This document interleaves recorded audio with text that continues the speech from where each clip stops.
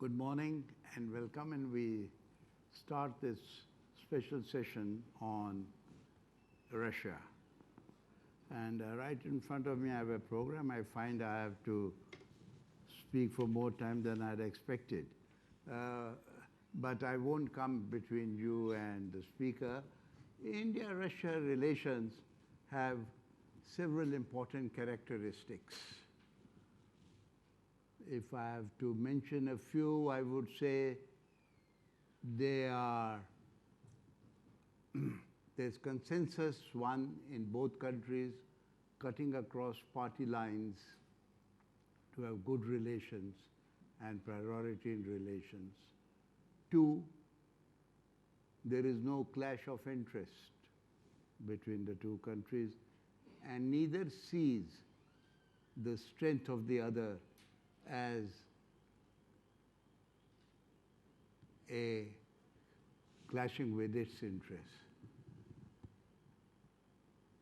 The third aspect, if I tell you that there is trust and confidence, and you will only have to, these are vague words, they look, but when I come to the next 3 or 4 points that come to my mind, you will understand what I mean. And I will come straight to cooperation in the sectors of space and nuclear field, about which much is not shared and cannot be shared. But it's a fact that that's one sector in which the two countries have worked very closely. The next is defense cooperation. You read all about it, you know about it, and there is much more. Science and technology is another sector in which the two countries have worked extremely closely. The BrahMos is only one example, but there has been a long cooperation between the two countries on. Terrorism is something that both countries have suffered from and worked closely in combating it. There are other aspects which bring us together: multipolarity, Eurasian security. You know, Asian security doesn't have what happens in the West, defining of the kind that happens. But no security system here would work in Asia till you take the interest of India and Russia. Well, there is cooperation in the field of culture and various regions working together. But I don't have to list everything for you. I know that many are concerned about some aspects of our relations. One is the growing cooperation between Pakistan and Russia. They are in the process of selling 4 helicopters. I think we are strong enough to not to be worried about 4 helicopters. And here I'd like to make one point. 20th century relationship is different from the 21st century. I think we are mature enough. We don't have to look at exclusivity. That was the hallmark of the 20th century. Today, relations with different countries are working much more in a diversified manner. And I will leave it at that because you'll have much more, you will hear much more on this aspect. On Afghanistan, again, we worked very closely in the past. We continue to work together, and there are differences on how to tackle, say, the Taliban. But I think they shouldn't worry us too much. And I strongly believe that if two friends, you know, if you always think alike, if you don't if you agree on everything, there has to be, it's suspicious. So there has to be some, but that is not a reason I'm giving for no. I think these are points which have to be discussed. affects us adversely, and we have to discuss with them. The third aspect is the relationship between growing relationship between China and Russia. You know, there has been turbulence in this relationship since the 17th century. And today we don't have time to discuss it. Today they're working very closely, and if I had time I would have liked to speak to you about it, but that we'll do in some other. But there's one thing that we are all agreed, that the proud Russian nation would never for long like to be a secondary power in a relationship with any country. Well, I think this is what I'm trying to give you is like a trailer to a film, because now I would like to hand over to a person who I think is very competent to speak on this subject. Why have we requested Ambassador Raghavan to speak on this subject? He has served in East Europe. He has worked in the Prime Minister's office dealing with Russia, and I know it firsthand because I was ambassador in Moscow when he was in the Prime Minister's office. He has been ambassador to Moscow and is currently the convener of the National Security Advisory Board. So with these words, I will request Ambassador Raghavan to enlighten us on this important subject.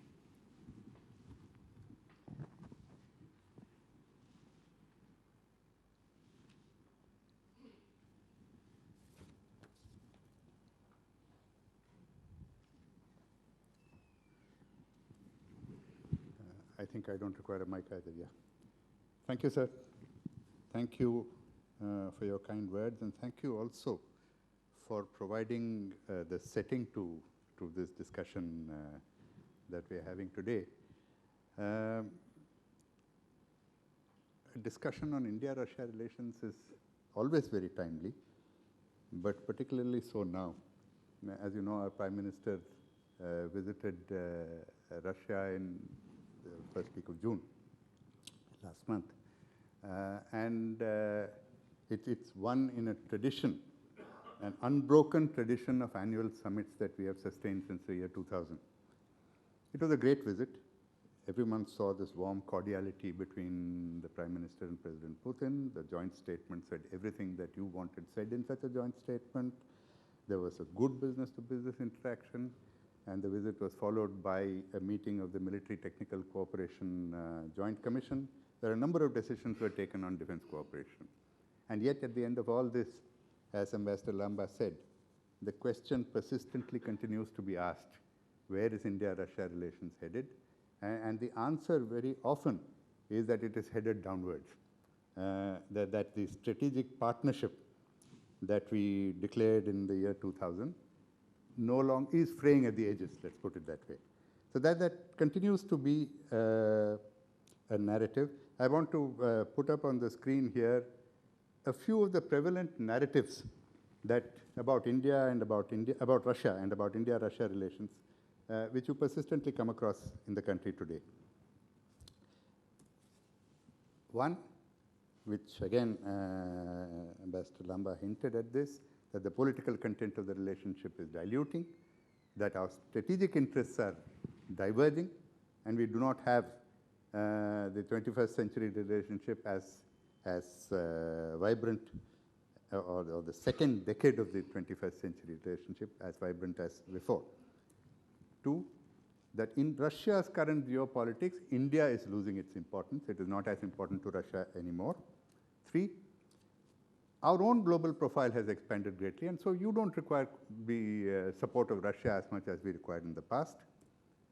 And finally, I think all of us fall victim to what we see in the media, primarily the Western media, diminishing Russia, demonizing Putin. I mean, Russia is today now the hacker-in-chief of the world. At the same time, you have the narrative which says that Russia is weakening, Russia's economy is tanking. while its economy is tanking and it's weakening, it still constitutes the greatest existential threat to the greatest superpower in the world. So, you have a number of these narratives which all of us are fed on because we are fed by the English language media, and that affects our thinking, the thinking of our own public, thinking of our media, thinking of analysts on Russia. And all of these feed into the narrative about the India-Russia relationship. Now, I'm going to focus mainly on India-Russia relations today, but I think it is necessary to set the scene, the external scene, to see where Russia is coming from, post-Cold War Russia is coming from. We know where we have, what we have done post-Cold War, and we know our domestic and external perspectives. But a quick look at Russia's external perspectives. As you know, post-Cold War, Russia faced political disarray, economic chaos, social tensions.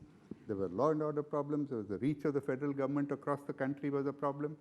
It really was a country which was on the verge of collapse, one might say. Externally, from Russia, I mean, what Russia believes, that externally, the West took advantage of this weakness. One of the manifestations was the rapid advance of NATO.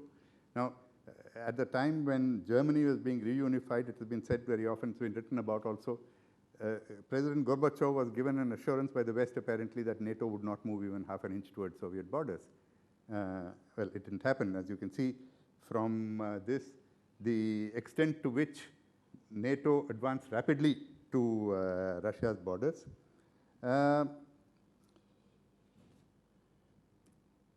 You also see the NATO missile, the ballistic missile defense deployments to the west of Russia. It was supposed to be against missile threats from rogue countries, but you can see the extent to which Russia see their territory as being threatened by that. And then there were these color revolutions, the so-called color revolutions in Georgia in 2003 and where is this? Yeah, Georgia and Ukraine. A very sensitive part of Russia, because this is what you might call the soft underbelly of Russia, leads into the oil-producing region, and also, if you see further, you see Georgia. Georgia actually abuts a whole set of Caucasian regions in Russia which have been beset by Islamic extremism. So Russia is very sensitive about talk, or has been very sensitive about talk of Georgia and Ukraine joining NATO. And then as you go towards 2015, Russia saw threats from the West, from Afghanistan. They kept talking about this US and UK intelligence threatening Russia through export of extremists, terrorists from coming in from Syria and Iraq, trying to infiltrate them into Russia through the porous Central Asian border. So these are the various threats that Russia perceived. Now I want to clarify, these are Russian perspectives, the way Russia looks at the outside world, or the way Russia explains the outside world to itself and to the world. There are different perspectives, of course, we must remember, because there are people from other countries who may be listening to this or watching this. The Baltic countries have a completely different perspective on this. They see Russia as flexing its muscle to reimpose its military and cultural dominance on them. You have countries of Central Europe, which were part of the Soviet bloc. I have served in two of them myself, who have also, whose perspective is to make sure that Russia does not regain its old dominance. But from Russia's perspective, when President Putin came to power, his idea was to restore Russian dignity, to restore Russian pride, and, to borrow a phrase from a later decade, to make Russia great again. I mean, that was very much Putin's objective. So Russia responded to what it saw as this external threat by rebuilding Russian military threat and wooing Europe. Now, there was a period when Europe was trying to also establish itself as an independent pole away from the American shadow, and there was a growing closeness between Europe and Russia, Europe wanted Russia's cheap energy sources and natural resources. Russia wanted Europe's technology and investment. So there was a budding relationship, which of course was nipped in the bud in 2003 with the invasion of Iraq. Then there was this Estonia cyber attack 2007. I put a number of question marks in it because everyone knows this as a denial of service attack, which actually paralyzed Estonian life for about a week or 10 days. But while everyone believes it was Russia that did it, and Russia has not taken great pains to deny it either, till date it has not been, you have not been able to prove official Russian involvement in this. But it was seen as Russia's signal that if you offend Russia's sensitivities, we have many methods other than military to deal with you. And I think the point was effectively made. The point was made also in the case of the Georgian war, where, again, the point that Russia was seeking to make was, I mean, this shows the Russian advancements into Georgia, and at the end of it, Russia sort of liberated Abkhazia and South Ossetia and recognized them as independent. But the point Russia was seeking to make was that, you know, a closer big power is more important than a distant, stronger power supporting you. So these are all Russian efforts at, or Mr. President Putin's effort at reimposing Russia's authority in its region. And then, of course, you had the so-called annexation or accession of Crimea, when street protests overthrew the government in Ukraine, which then talked about joining NATO and the European Union. Russia acted quickly and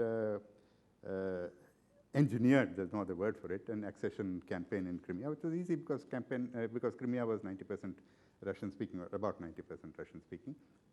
Not quite 90%, a little less than that, anyway. So the accession of Crimea was completed. So these are the various actions that Russia took in its own image to sort of restore its authority over its region. Now, the sanctions that followed it aimed at isolating Russia politically, to impose economic sanctions, restricting financing to Russia, denial of technology to Russia. But since the sanctions were relatively by a few countries, it was essentially the G7 countries, Russia was able to, crucially for Russia, the BRICS countries did not join the sanctions, and therefore its activism in BRICS continued. G20 was not able to exclude Russia because of BRICS and a few other countries. So its activism in international affairs could not be curbed totally. And then, of course, the Iran nuclear deal, Russia played an important role, also acknowledged by the West as well. It was a sort of guarantor to Iran of Western intentions, and after the nuclear deal, it played a very important role. Russia transported 11,000 kilos of enriched uranium out of Iran, which is something that both logistically and politically a few other countries would have been able to do. And we know about the Syria military operations at a time when President Assad was probably about to fall, but at a time also when the rebel forces were sort of acting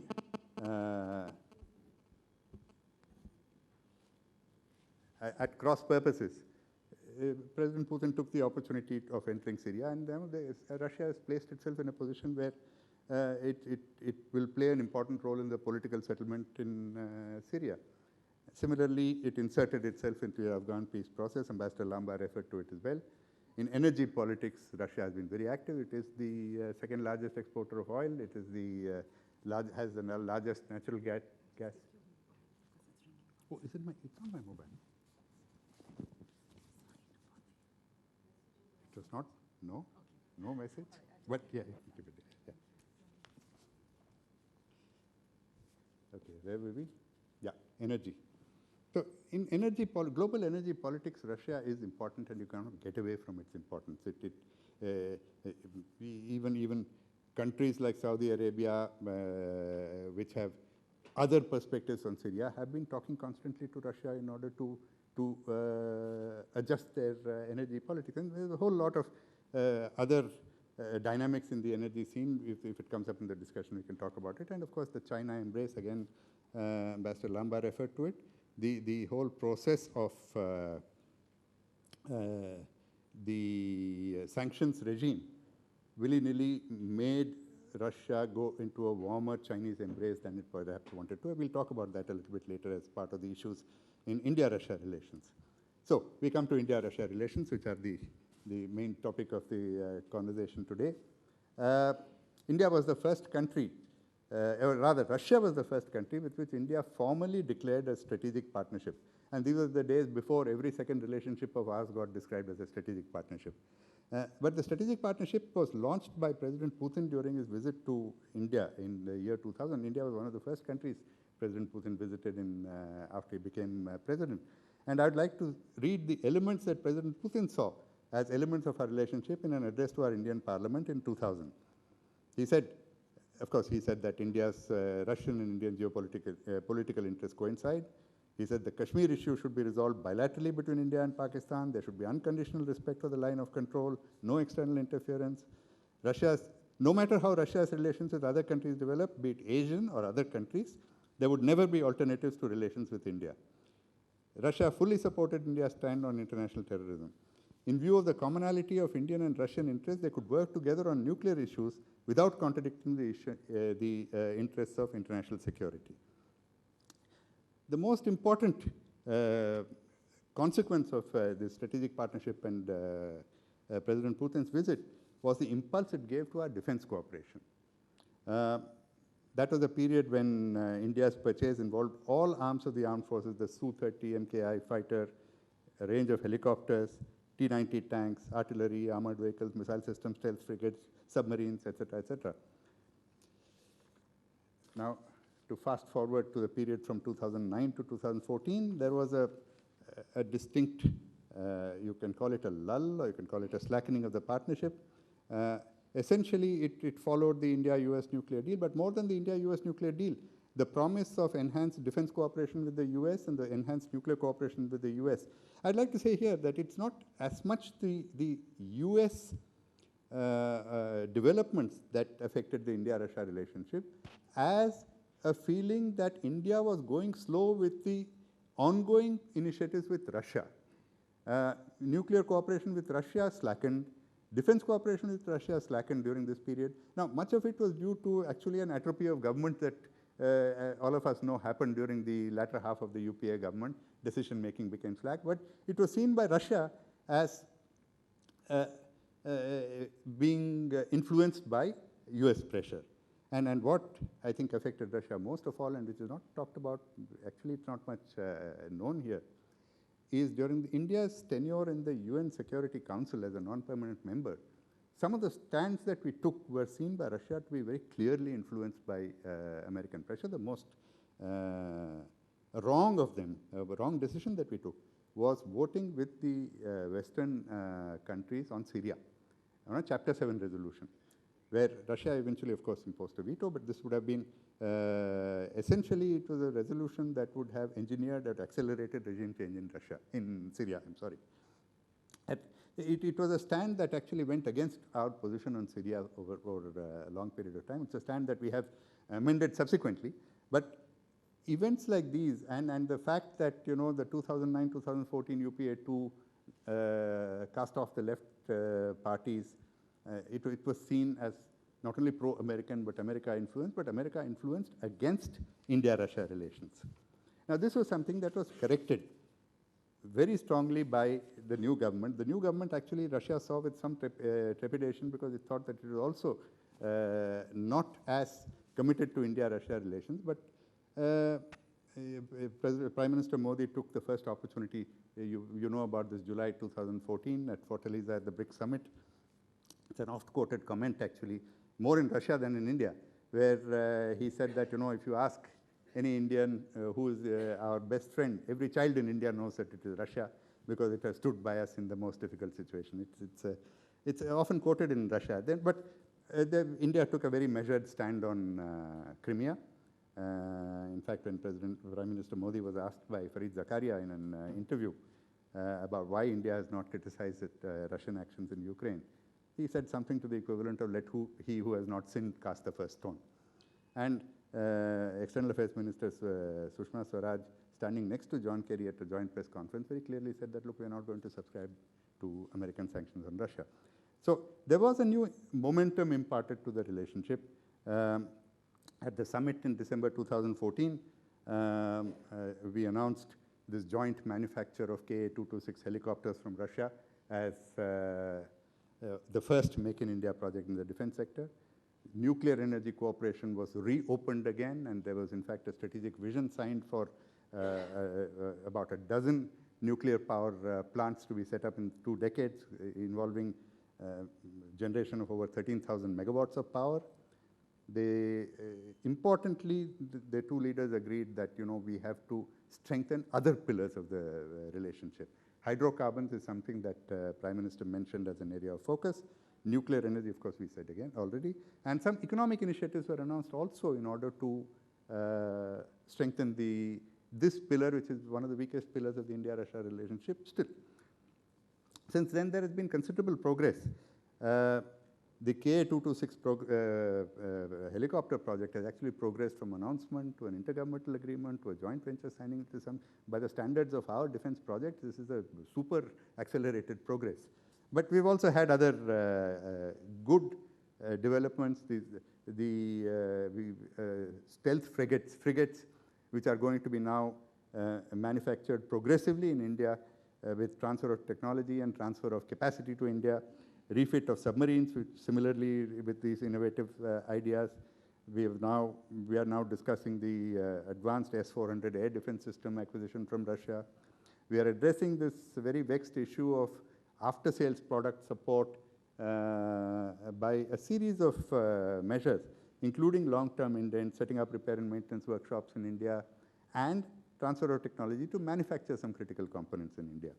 And recently, at the Military Technical Cooperation Joint Commission meeting in Russia, after the PM's visit, we have also started this Science and Technology Commission in order to discuss how more cutting-edge technologies can be transferred from Russia to India. On nuclear power, two Kudankulam atomic power plants, of course, are already on stream.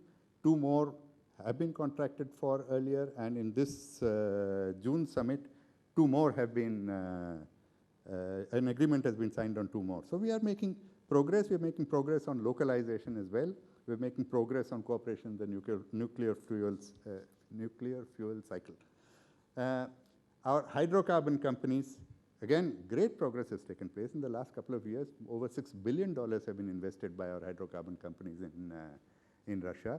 And equally importantly, Rosneft, Russia's oil major, has invested in India 86,000 crores of rupees, $13 billion. It is actually India's largest FDI. And they've taken over SR Oil, which is India's second largest refined oil refinery. They've taken over their retail outlet. They now control actually 9% of India's retail oil outlets. And I read recently that in the first half of 2017, India has bought over 1 million tons of crude oil from Russia. It's over 20 times the annual figure over the last several years. Enhancing bilateral trade, again, there have been some steps in that direction. We have started working, discussing more intensively the international north-south transport corridor, which is,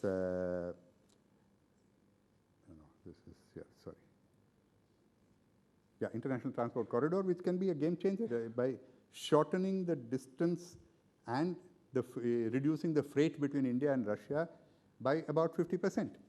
We've also started talking about a free trade agreement with the Eurasian Economic Union, which is Russia, Belarus, Kazakhstan, Armenia, and Kyrgyzstan. We have some measures to reduce transaction costs of trade, like a green corridor of customs, trade in national currencies. A number of these initiatives are at various stages of discussion. Tata Power is at the moment in an advanced stage of deciding on an investment in coal in eastern Siberia. We also recently set up a $1 billion investment fund, a joint investment fund for investing in infrastructure projects in India. So, you have this entire range of developments in the last 3 years, which should normally advertise a relationship in its prime. And yet, the narrative is of a relationship on a downward spiral, and the reason for that are these, which, again, Ambassador Lambah touched on various aspects of it. The relationship with Pakistan, which includes arms sales, joint military exercises, of course, particularly a joint military exercise that took place barely a week after Uri incensed us greatly. The Russian The Russian reluctance to mention cross-border terrorism at the BRICS summit was another indication which we saw of an intensifying Russia-Pakistan relations, and the 4 attack helicopters that Ambassador Raghavan referred to. Of course, the 4 attack helicopters have been talked about for the last 3 years. They still haven't been delivered. But the way they have been repeated in our press, one would think there were 150 attack helicopters, not 4, because it's been repeated so many times. Anyway, but added to this, of course, again, Ambassador Lambah referred to it, are the Russian dalliance with the Taliban, the Russia-China, Pakistan talks in Moscow about Afghanistan, where they talked about reaching out to elements of the Taliban. Now, this was obviously a deviation from the earlier stand of unequivocal support for the Afghan national government and its national reconciliation efforts.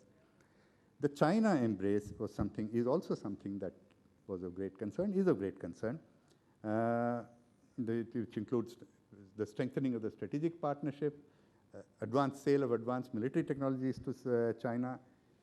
Russia was seen to have supported China in its stand on the Permanent Court of Arbitration decision on the South China Sea, and of course, President Putin was a most respected principal guest at China's Belt and Road Forum, which India boycotted.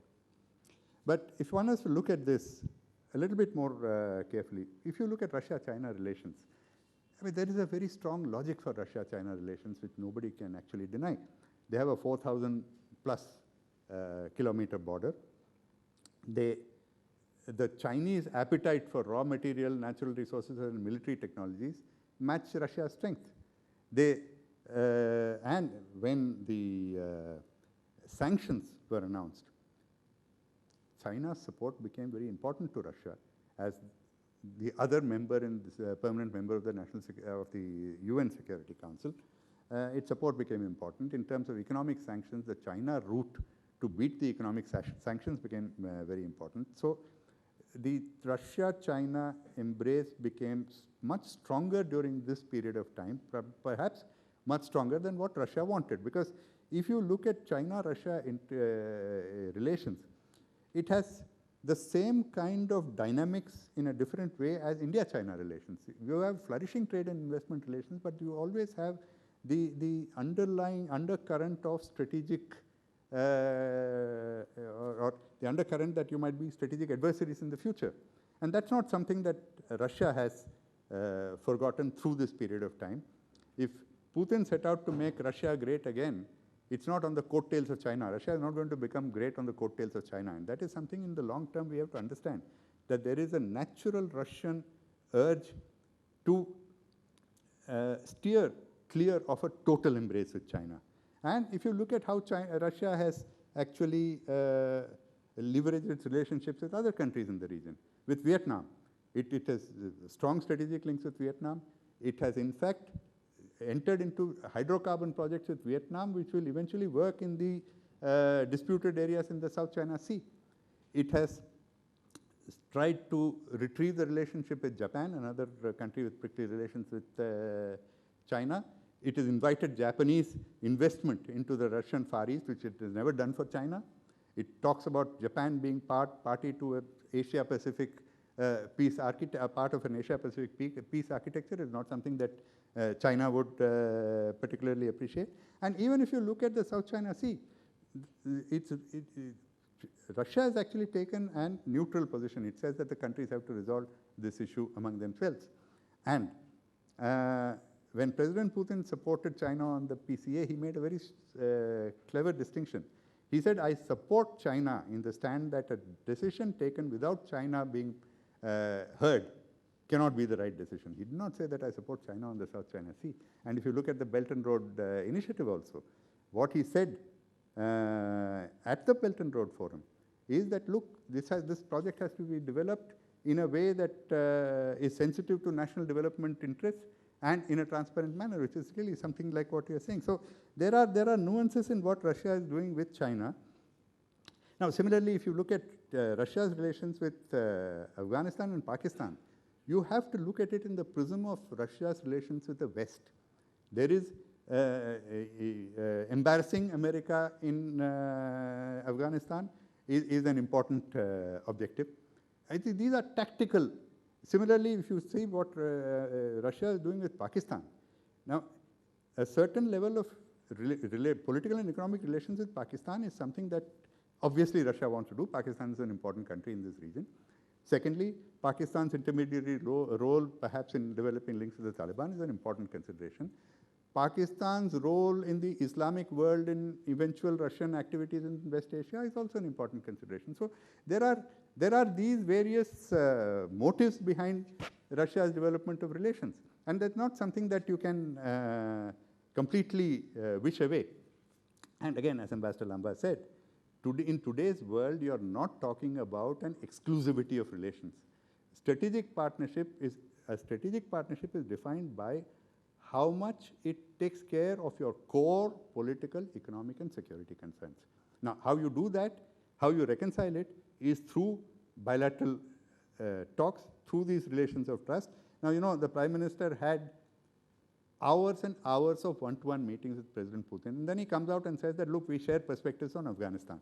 It's not possible to define how exactly you work out how you're going to look after each other's interests, nor can you do this in public. But you have to accept that if a Prime Minister says that we share our perspectives on Afghanistan, that they have worked out something. If you do not agree, then you do not mention it. If you mention something, then you have to accept that mention means something. You know, for example, in the 2016 joint statement with America, Afghanistan was not mentioned at all because we could not agree on certain formulations on Afghanistan.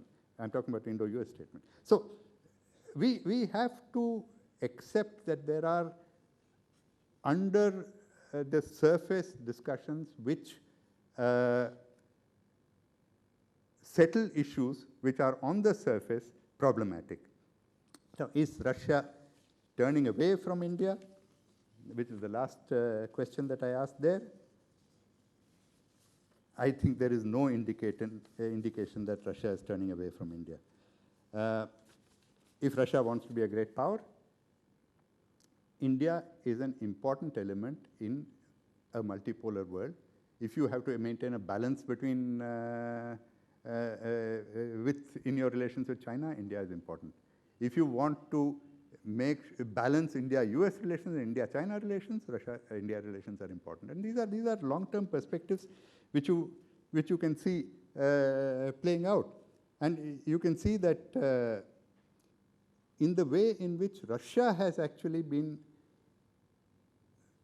dealing with India in the recent past. In the State of the Union address that President Putin gave to his parliament last year, he specifically singled out Russia and India and the strategic partnership with India. In the summit in St. Petersburg, that effusive cordiality that he showed, he went out of his way to praise India's independence, India's sovereignty, Prime Minister Modi's strength, Prime Minister Modi's sagacity. The number of indications where they are, and then the latest example is, of course, when the Pakistani Foreign Office spokesman said something about Russia being welcome as a mediator between India and Pakistan. They talked about a reported offer by President Putin to Prime Minister Nawaz Sharif at the SEO summit. The same day, the Russian Foreign Ministry issued a press statement saying that Russia has no intention of mediation. The dispute between India and Pakistan has to be settled in accordance with the Shimla Agreement and the Lahore Declaration of 1999. I don't know when was the last time even India mentioned the Lahore Declaration of 1999. But anyway, so the idea was they wanted to show, this was an effort to show that we remain sensitive to your interests. This is something that we need to take on board. I think I will, yes, I have, I think 5 more minutes I can take. Thank you. Because I'm finishing. Why Russia? Therefore, now we need to look at it from our perspective. Is Russia that important to us? Why is Russia so important to us? I think I've already talked about a shared strategic outlook, common challenges. There are challenges and outlook in the longer term which bring India and Russia together, and which from our perspective, we also need to balance our relations with the US, the relations with China. We need, if you are looking at a multipolar world, you're looking at a balanced set of relationships, and Russia is very important in that. Political support. I mentioned one of the narratives which says that, we are now strong enough, we have an international profile, and we don't need Russia's political support. Well, I'm sorry, we are still not members of the UN Security Council, permanent members of the UN Security Council. We could not get accepted by the nuclear suppliers group. I think we need to understand some of our limitations, and I think we need to understand the need for support of great powers outside. Russia does remain a member of the permanent member of the UN Security Council, and I think we need to recognize that. And then we talk about defense cooperation. Now, defense cooperation has dimensions which only a part of it is on the surface. So much of it is under the surface because so much of it has to remain secret. But even if you look at what is outside, can you imagine an arrangement like what we have got for BrahMos with any other country? Not in the immediate future, certainly. INS Vikramaditya, this famous aircraft carrier Gorshkov, which was refurbished, so much has been said about it. You know, the Russians said they'll give it to us for 500 million. Finally, it cost 2 billion. So difficult. But listen, was there anybody else who was going to give you a an aircraft carrier? No. If you had bought a new aircraft carrier, supposing somebody was willing to sell it to you, how much would it have cost you? $6 to $7 billion. So what are we talking about? We are talking about what we got from somebody which we could not get from anywhere else, and it's still cheaper than what we could have got from anywhere else if they were willing to give it to us. So one needs to understand this. Do you know anyone who would have leased a nuclear submarine to us at a time when Russia did it, or even today? The S-400 air defense system is the state-of-the-art system, and we are now acquiring it from Russia. So we need to keep this in mind. We need to keep in mind that there are defense technologies we get from Russia, and there are a number of others which I cannot talk about, we cannot talk about. So we need to keep this in mind. We need to keep in mind that even if you are tomorrow going to diversify your defense acquisitions, this is the standard that you are going to show to others.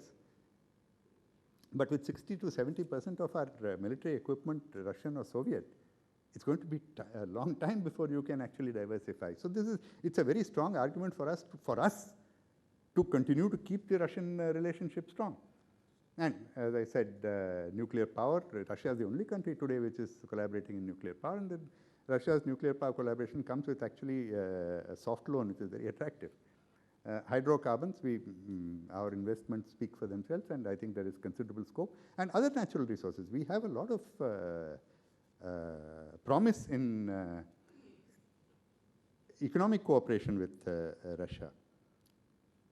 Template for other relationships, I've already sort of touched on this. What is to be done is what Lenin asked once, a long time ago. But in the current situation, we need to develop the economic pillar much more strongly. The INSTC I talked about, you know, our business has hesitated to go into Russia because they're afraid about sanctions. Actually, sanctions have not affected much of the world's dealing with Russia. Even European countries have entered Russia through the Middle East and through China comfortably. So we need to be a little bit more inventive. Russia has recently been particularly welcoming. President Putin told our business community that, look, whatever you want, we'll do for you. We are willing to consider tax holidays. We are willing to consider investment incentives. We need to take advantage of that, because ultimately, a strategic partnership has to be strong in multiple pillars. Defense and nuclear alone cannot sustain a partnership in the long term. So this is something that we need to be doing. Our banks, we need to be innovative in how we collaborate with Russia and third countries. For example, you know, you have Chabahar and Chabahar-Zaidan Railway. These are important initiatives, as important for Russia as it is for us, as strategically important for Russia as for us. Why don't we get Russia into co-invest in it, for example? And then new alignments, well, this is something very new. You see now after the Trump administration, the way politics is developing in Europe, politics is developing in the Middle East. I think there are opportunities for India, and there are opportunities for India-Russia in these developments. I will leave that to a discussion and question and answers. And I will end here now. Of course, this is the north-south transport corridor. Yeah, you know, when you were a kid, when you were asked to write essays, you would say, you know, my dog, and then you finally wonder how to end, and you say, I like my dog very much. This is something like that. This is just a summary of what we have said already about the relationship. Thank you.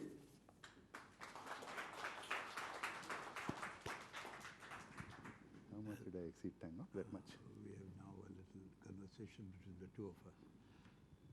Well, thank you, Raghavan. You know, I think he has given an overall perspective and given you more than what I had expected. He has not restricted himself only to bilateral relations, but given you Russia's position in the last 20 years and how international events have affected them also. So the next part of our program is an interaction between the two of us. So I'll try to wear the hat before I start interaction with you. So on behalf of all of you, I'll take a few questions in this and ask him based on what he had said. You know, you said that the embrace from China is more than what Russia wanted. As a student of history, my mind goes to the 17th century when there was the first contact between the two countries, when Russia started moving from the Urals to the Pacific. 18th century, they reached the Amur River and Mussoorie and Manchuria, and China called them unequal treaties. 50s of the 20th century, differences. 60s, I arrived in Moscow on my first posting, and I remember the conflict between the two countries on the Ussuri River. 70s, US and China getting together. 80s, Gorbachev trying to bring change. 90s, sea change starts. 2004, 2001, the strategic partnership, Article 5 and 8, one China and not getting, and settling of the border dispute in 2004. Having said that, you say that their embrace is more than, how would you put it? That's what you said is more than what Russia wanted. Are you saying to what I originally said that they wouldn't like to be a junior partner? Yes, sir. I would like to point out one aspect where Russia has been very careful with China, which is in the sale of military technologies. Now, there are military sales that Russia makes to China, but if you look at it, they would never sell to China the latest military technologies, and there are areas of offensive weaponry which Russia will not sell to China, because that realization that you are a strategic adversary of the future is there. The other element where Russia is very careful about, and I did mention it in a different context, Chinese presence in the Russian Far East. Russia is very sensitive about Chinese investment, and even at a time when it was desperate for investment during this brief sanctions period of 2014-15, it was very careful about the investments that it would receive from China. In fact, the bonanza opened up for our hydrocarbon companies because Russia aggressively came to us and said, will you please invest here? It's not something that they were doing before. You remember the times of the early 2000s when Russia was being very pricey about the investments in the hydrocarbon sector. But now, in this Vankornev field, we are being given 49% of. So all of this, there is this underlying reticence about China that remains on, which is under the very, very effusive strategic partnership, as you said, and this, like our strategic partnership, their strategic partnership also keeps adding adjectives as you go along, and the embraces between Xi Jinping and President Putin get warmer as you go along. But it's the same with India. You have flourishing trade and investment relations, and you then have the strategic diversity. I think that balance is something that President Putin wants to maintain. At that time in 2014, they probably had to go much closer than they signed. For example, they signed this gas pipeline deal, which was a great, very demonstrative $30 billion deal. I don't think it's ever going to take off. But it happened at that time. It was a great demonstration of Russian-Chinese friendship. Russian-Chinese friendship is a great thing to show to the West as far as Russia is concerned. It's a great thing to also show to others, saying that, look, this is what we'll do if you don't loosen up with us. But I think there is that underlying impulse in Russia.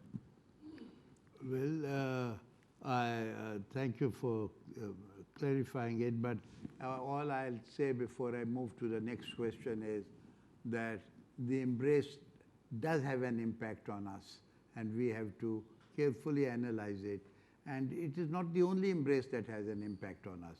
And I don't think so we can blame the other two countries for what it is. It is our job to see that we protect our national interest. My next question is on what you mentioned on Afghanistan. You said that Russia is looking at the prism of the West. Now, I'm looking at these conclusions which have happily been left. Considering that, I would also like them to look at prism of friends like India.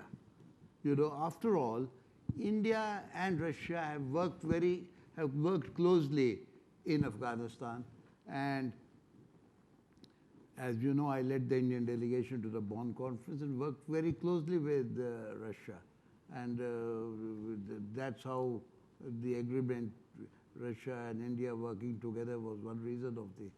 So I hope that while they're looking at the prism of the West, eventually they would also keep in mind the prism of friends. You know, now that's a question to which I know we probably have a joint desire, but maybe if you can clarify something to the audience on that. I can only say on this subject that the subject of Afghanistan has figured very intensively in closed-door conversations between India and Russia.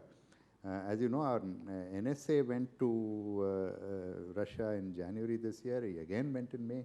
It's very unusual for the NSA to make two trips that's so close to each other to one country. And he told me, in fact, in January, he spent 6 hours with the National Security Advisor of Russia discussing our... When we were invited then to a conference. After that, we were invited to the conference. But 6 hours they spent on dealing entirely with our neighborhood. When the Prime Minister met President Putin, again, the discussion, the tete-a-tete of 2 hours plus which took place, was supposed to be on our neighborhood. One can only expect from the, or one can only deduce from the public statements thereafter, that you have worked out arrangements such that what Russia does in Afghanistan does not affect your interests. It's very difficult to really talk about what exactly that would have happened. But I would say tactically, whatever Russia does tactically, in the long run, a Taliban government is not in Russia's interest as much as it is not in our interest. I think that is something that Russia accepts as well. So now this is a matter of, again, I think that if Russia-US relations change for the better, nobody knows. I mean, it depends on which day of the week you're talking about. But if they improve, that might change Russia's attitude in Afghanistan as well. But it's a fact from 2015 onwards.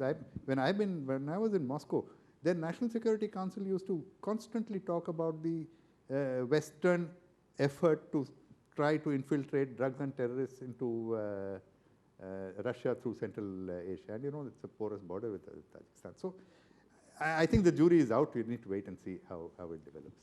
Well, and we do hope that the four-party dialogue doesn't affect us adversely, which on paper it appears it will. And now I move into my last question before I ask you. You refer to BrahMos. You know, at that time one couldn't speak, but now I can tell you that I don't like champagne in the morning, but it was early morning that I signed the agreement in a closed room with a glass of champagne with a Russian leader and a BrahMos thing, and then reported to the then scientific advisor to Raksha Mantri, who later became the President of India, that the agreement has been signed. But at that time, our hope was that BrahMos would be inducted by both Russia and India in their armies. We have done it. They haven't. I can understand they have more sophisticated equipment, but I think that I was told, and I'm not aware of all details, is coming in the way of us selling it to the, selling more of it to the outside world. Would you have any comments on that? I think we have made progress with Russia in agreeing, with Russia agreeing to BrahMos being sold to third countries. Now, whether BrahMos will be inducted in the Russian armed forces, I think it is very unlikely. They have also some, well, you can't call them strange. There is one law in Russia that their armed forces cannot induct whole equipment manufactured outside Russia. Now, this is something that they keep throwing at us whenever we talk about various. Now, in fact, when you talk about this FGFA, that is how you got over this idea, because FGFA is going to be jointly manufactured. So I don't know. Anyway, there are various other reasons. I think there is pride. There are various other reasons. But the bottom line is that we might get an agreement to export BrahMos into third countries. But today, BrahMos is also, I think, developing for our armed forces and now for all three services. Yes. So it's busy. So it's busy doing. Busy, and also third countries are. And third countries are interested. Well, I think you made a very important point of that the Russians don't induct anything manufactured outside, whereas unfortunately we have only outside equipment. Yes, we do nothing. So I think before I ask the audience to take, I think we express the hope that one day we would be using more of our own equipment than imported equipment. Well, now comes the most important part. All of you, please, while asking questions, be brief, the questions, and do identify yourself. And I will try to take as many as possible.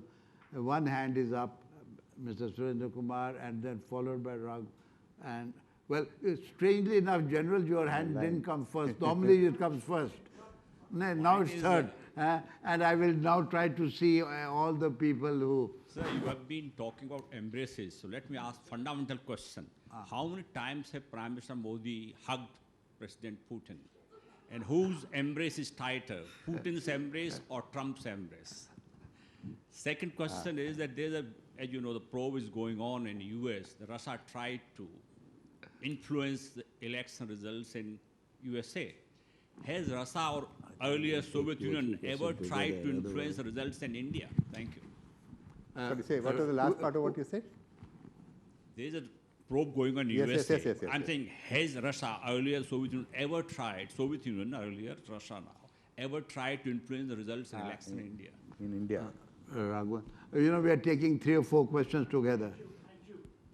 Thank you for a very good talk, Raghavan, and also for bringing Raghavan out to Raghavan. how we should not look at external relationships in terms of a zero-sum game or being mutually exclusive.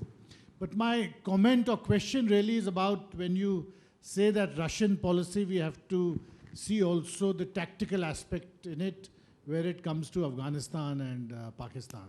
Now that is so, but I think we also have to acknowledge, at least to my mind, that Russian policy is much more attuned to the changes which have taken place, especially in Pakistan, than we would like to acknowledge. And I say this for 2 reasons. Firstly, I think Zarb-e-Azb had a far more profound impact on Russian and Chinese assessments of Pakistan than we are prepared to concede.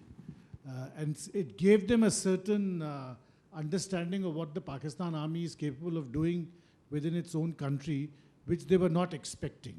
And from that have followed a number of consequences, both for China-Pakistan relations and China and Russia-Pakistan relations. Secondly, of course, the Russians see the Americans, if not withdrawing, certainly disengaging from Afghanistan, and that opens opportunities for them which they feel they have been shut out of from by the Americans. And now for them to get back into Afghanistan, the relationship with Pakistan is vital. I think these 2 aspects are more than just tactical, and they are going to remain with us for a long time, and we have to really acknowledge them and see it also in terms of Russia's own, as you said, their own understanding of Pakistan is quite distinct from just seeing Pakistan through an Indian prism. General?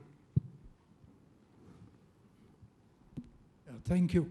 He's partially touched on it. I'll focus on two things of your slide. Is Russia turning away, and then you talked of the Russia-China balance. Actually, pre-2014 and post, you've tried to bring out how there has been a resurgence.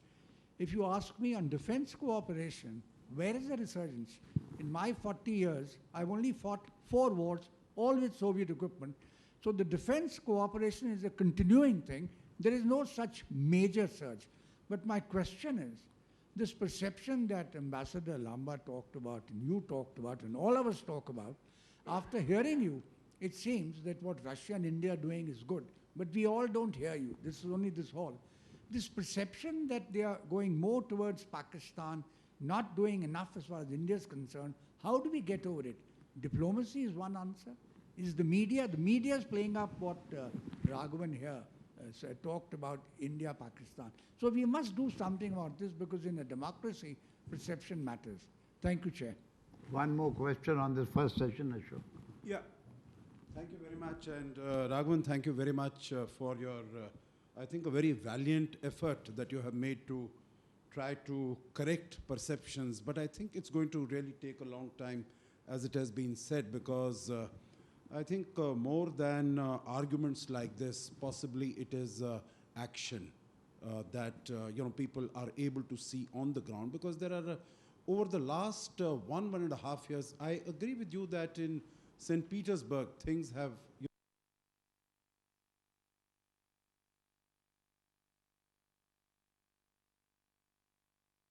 Afghanistan, I think that has created a large number of doubts in the minds of people. But coming to specifics, and I'll ask 2 or 3 simple questions, and if you could give your assessment.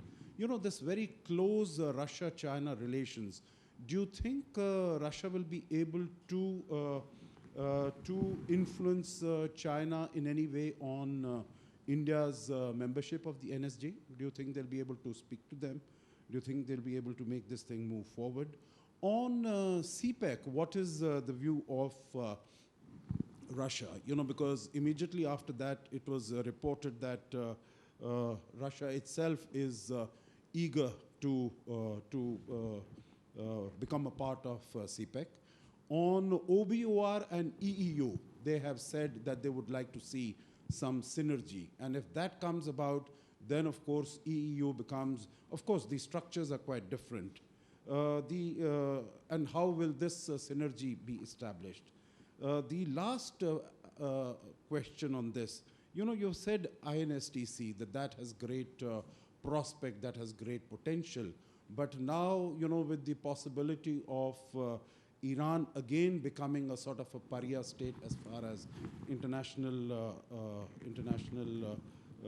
collaborations work is concerned. How do you think INSTC and also Chabahar, how will they be able to move forward? Thank you. I'll request you now to answer these questions, and then we'll take the next lot. I think the easiest question is whose hug is stronger. I think neither President Putin nor President Trump is a natural hugger.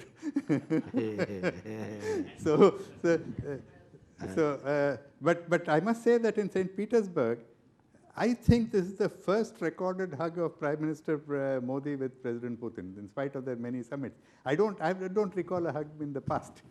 So you can say that that's a progress. The other question is also easy about Russian interference in elections. Look, as far as hacking is concerned, I don't think any country worth its name does not hack into correspondence of any other country. And this, if you have the cyber tools, you will use them, and you will use them with friend and adversary alike. And I think all countries do it. Everybody has forgotten this great controversy that took place about the Americans snooping on German and French politicians, not that far back in time. So I think that's a non-issue. It's a kind of a hook on which to hang your other problems. So anyway, I'll just stop with that. Now, Russia's engagement with Pakistan you're talking about. Yes, see, The bottom line is that for a number of reasons, Russia will develop relations with Pakistan. My only argument is against what people say that Russia is playing a China-Pakistan game in Afghanistan, for example. I don't think Russia is playing anybody's game except its own game. And eventually, its own game, we have to deal with Russia's game in Afghanistan and see whether we can, and also Russia's relations with Pakistan up to a point, as Ambassador Lambah said, you cannot claim exclusivity. You don't give that exclusivity. So you need to just ensure that that your dialogue keeps that within the framework of your own, protecting your own strategic interests. I mean, that's about all that you can really ask for. The General said about resurgence in defense cooperation. Actually, the resurgence in defense cooperation is compared to a slackening in the period from 2009 to 2014 when no decisions were taken here, not necessarily only on Russia, but on many other subjects as well. So when we talked about, and certainly if you look at this period, 2014 to 2017, the speed in processing of defense projects has been remarkable in comparison to the past. And that's something that is quite evident. So while the relationship is supposed to be in the public mind going downhill, the speed of processing of defense projects and in very sensitive projects, and once again, as I said, many things we cannot talk about, but in certain very sensitive areas, we've made great progress in the last 3 years. So it's a positive step. Correction of perceptions, well, I think this is also an attempt to correct perceptions. But I do not know how perceptions can be corrected because we are subjected to information about Russia which is coming, which is bombarding us from the Western media, which is uniformly negative. And we consciously or subconsciously buy into this, and we buy this. And things are repeated which are not true. As I said, four attack helicopters to Pakistan, by now in the public mind is 150 helicopters, because it's been every few months you publish it as though it is some news subject. Ambassador Sajanar's question, can Russia influence China on the NSG? We don't want Russia to influence China on the NSG. Why? In fact, I frankly cannot understand why we are so desperate to join the NSG, because the NSG, we already have a 2008 waiver, which gives us everything that you want on the nuclear supplier table. And today, if you persuade China to accept India, you have to, China will say Pakistan has to come in. No, today India's entry into NSG is like giving a free invitation to Pakistan to enter NSG. Frankly, I don't think that it's an important subject at all. On CPEC, again, you see, this shows how perceptions endure. The Pakistani press talked about how Russia is interested to join CPEC. The Russian Foreign Ministry issued a denial immediately, which was not carried anywhere, saying that, look, we are not interested in CPEC. We have not expressed interest in CPEC. They didn't say we are not interested in CPEC. But the point is that Russia officially will not say that we will support CPEC. But if Russian companies go and participate in projects of CPEC, by the way, it was pointed out to me, we have in the Asia Infrastructure Investment Bank approved projects which are part of CPEC. They are not in Gilgit-Baltistan, that's all right. But you know, the whole transport corridor, there are parts of the transport corridor which are inside Pakistan which we have also accepted. The BRICS Bank will also approve projects like that. So you can say you have joined CPEC. I mean, no, the one thing is making a political statement, the other thing is involving yourself in commercial decisions. About OBOR and EAU, this is again a very peculiar thing. How does an economic union actually cooperate with a belt? You know, EAU is an economic union. SREB, which is the Silk Road Economic Belt, is a project. So actually it is not very clear. And look, the Russians are also quite circumspect about OBOR because it comes into their backyard. Eventually, that is basically extending Chinese influence in an area which Russia has considered its backyard. So Russia will be careful while paying lip service to it by saying, it's a great idea, this, that, and the other. I think we have to see how it unfolds, how the cooperation unfolds. INSTC potential, I think INSTC potential we have to pursue. Iran, you say, is becoming a pariah state. I think the US is acting against Iran. Today, Europe is very much against sidelining Iran to the extent that the international community did before. And as long as that nuclear deal lasts, you cannot really shut out Iran as totally as you did before. And I think we, as a country with an independent foreign policy, should pursue Chabahar, and Chabahar, by the way, in my view, is far more important than Bandar Abbas. It's a deep water port, it's a port with greater potential.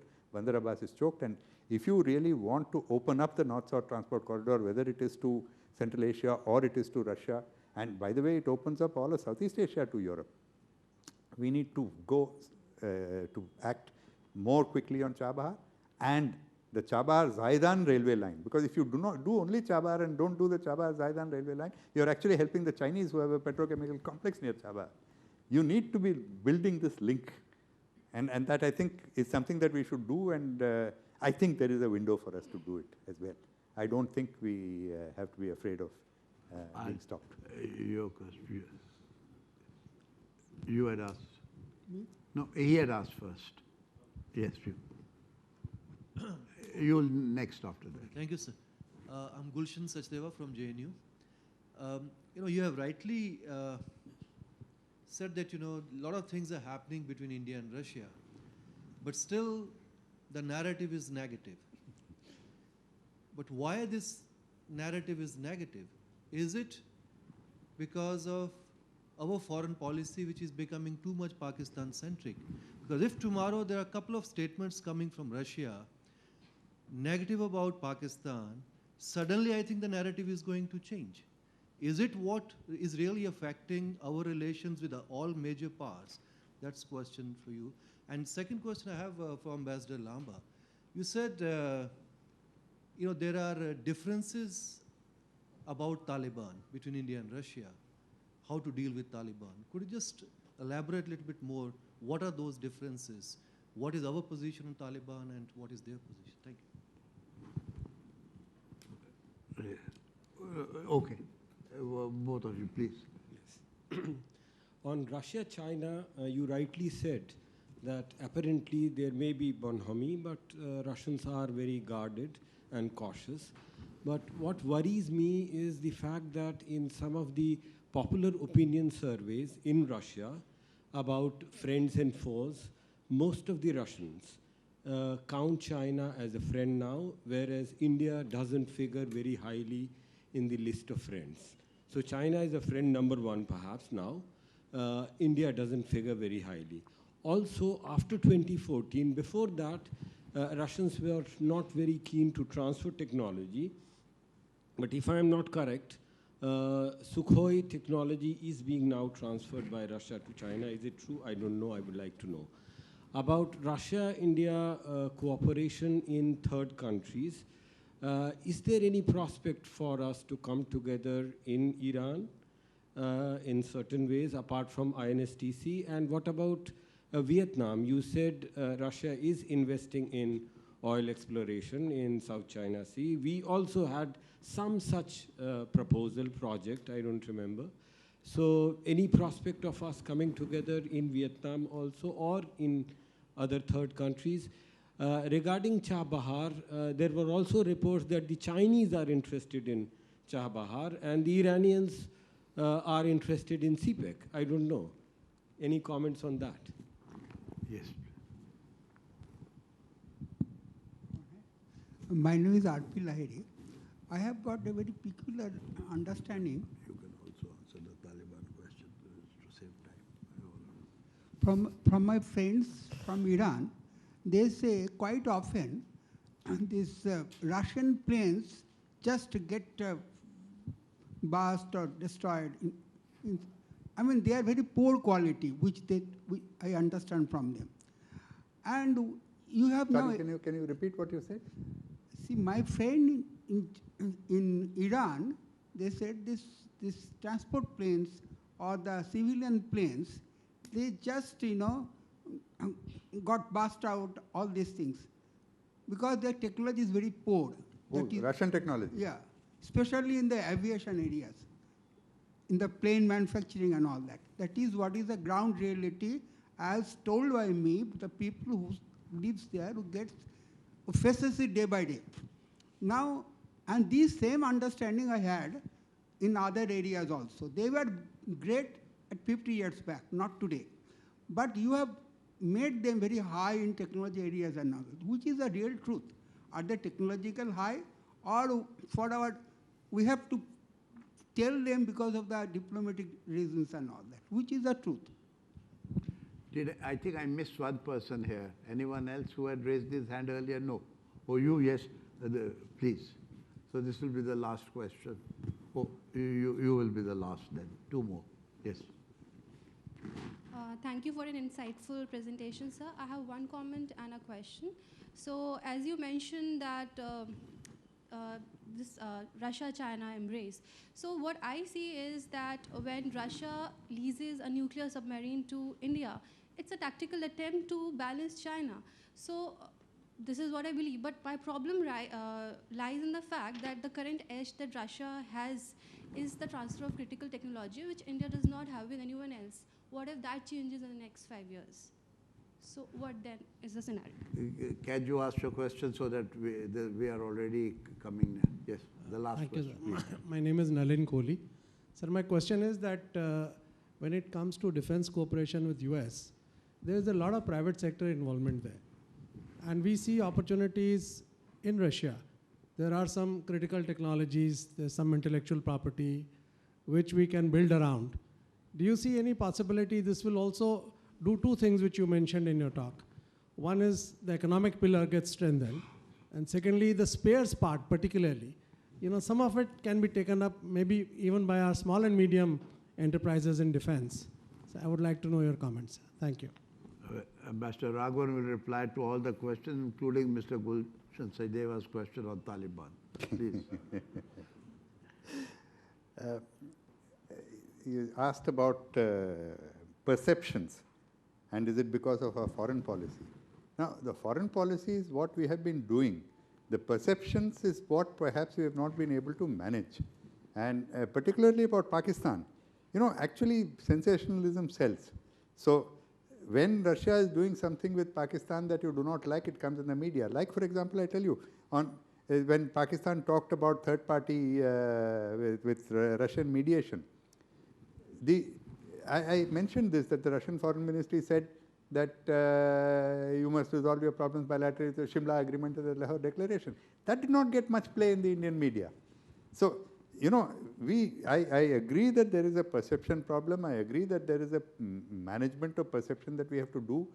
I don't have any real answers as to how we can do it, but we do need to do it because we do have as sharp a divergence as the reality of India-Russia relations and the public perception you do not have in any of our other relationships. And I think we need to tackle that.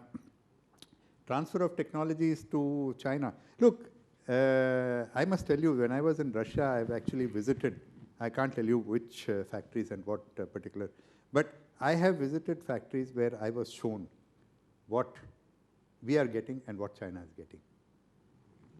To make the point that we are selling to you something much more than what we are selling to China. And of course, as a matter of due diligence, when you are negotiating with Russia for any military platform, you have to ensure that what you are getting is superior to what China is likely to get. And that is something that you have to do. It's a matter of due diligence and you have to do all the time when you are negotiating military.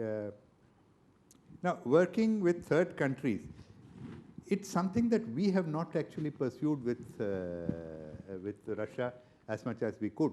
Now, I'm sure that if you invited Russia to invest in the Chabahar-Zaidan railway line, Russia will be interested and Russia will take it up.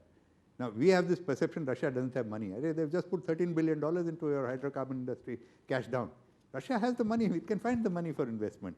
But we have to work with them. We can work with them, for example, in Bangladesh on the nuclear power plant Rupur that they're doing. We can work with Russia to set up enterprises that can service Russian military equipment which they've sold in our neighborhood, starting from Egypt up to Vietnam. So there are projects that we can take up with Russia, but you know, we have to also show some innovation, some inventiveness, step out of the box. So does Russia have to do, but this is something that we do need to do to keep our relationship vibrant. Now, technology, whether, no, Chinese interest in Chabahar, Chinese are interested in Chabahar. Chinese have a petrochemical complex actually, well developed near Chabahar. And Iran will, if India slows down in implementation, Iran will show China to India. Iran will show India to China. There's no reason why it shouldn't. And whether it participates in CPEC or not is not a question that one can answer, but if it sees commercial advantage from it, it will. Why should Iran not participate in CPEC? Iran's sovereignty is not affected by CPEC. Is Russian technology, now I heard that this is a very unique statement that someone made there about Russia's aviation technology being weak. The aerospace industry is one of Russia's greatest strengths and has been one of Russia's greatest strengths for a long time.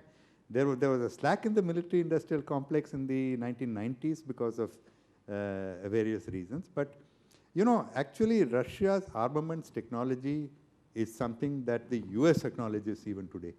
And in its Syria operations, when it fired all those missiles from the sea across countries into Syria, it was not so much to required for the war in Syria. It was to demonstrate to the world that we have the technologies, we have precision-guided missiles which can go across countries to hit the target. So aerospace technology is something that Russia is very good at, and it's something that we have to accept, and it's something the world accepts actually.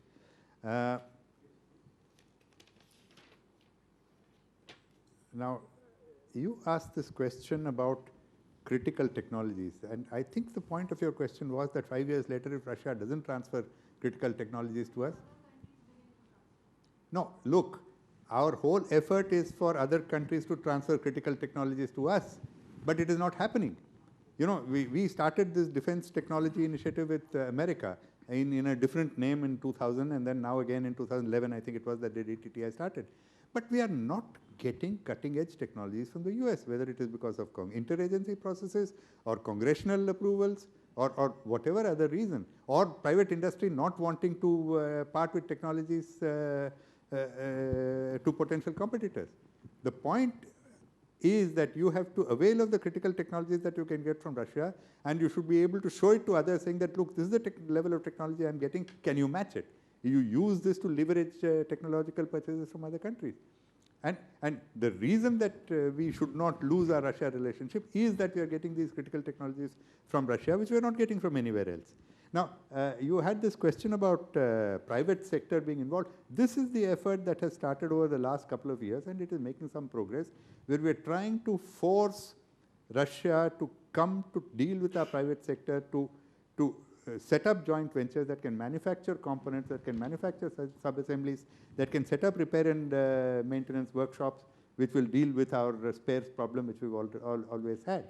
So it is an effort that is ongoing, and which I think, look, our other relationships have also forced Russia to be more reasonable in the way it deals with us. That's also something that we should recognize, that the fear of India going into, say, US arms or other Western arms is also making Russia be more reasonable in these particular areas, which is helping us in our defense cooperation.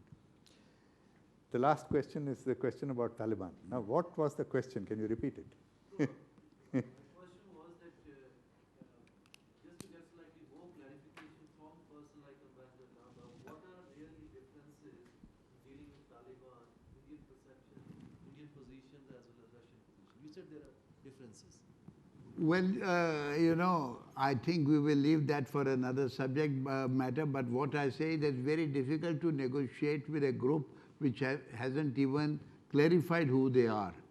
So where there's a small group that emerges in Qatar, there's a small group that emerges at times in Kabul, but they're controlled from another neighboring country. So it's very difficult to talk to them as a group. So that's what we said, is they do not represent Afghanistan. I'll leave it at that. And now, to conclude, I would just say 3 points. One, India-Russia friendship is time-tested and unique. Two, there have been some changes observed of late. The negative aspects have been exaggerated, but we should not ignore them, and that is the profession of both diplomats and journalists and others. And third is to thank Ambassador Raghavan for a very lucid and detailed talk and for the manner in which he has answered all the questions. And with that, to thank all of you for coming here this morning. Thank you. Thank you. Thank you.